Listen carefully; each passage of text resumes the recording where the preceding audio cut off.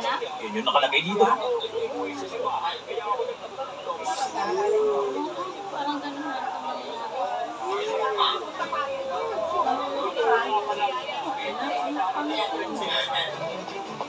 Ano yung sabi-sabi sa sasakyan? Para po.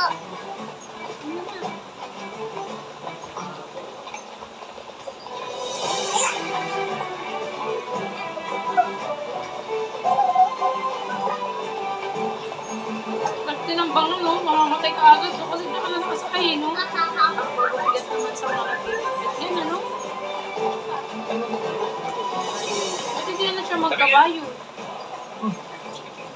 Yabang nito.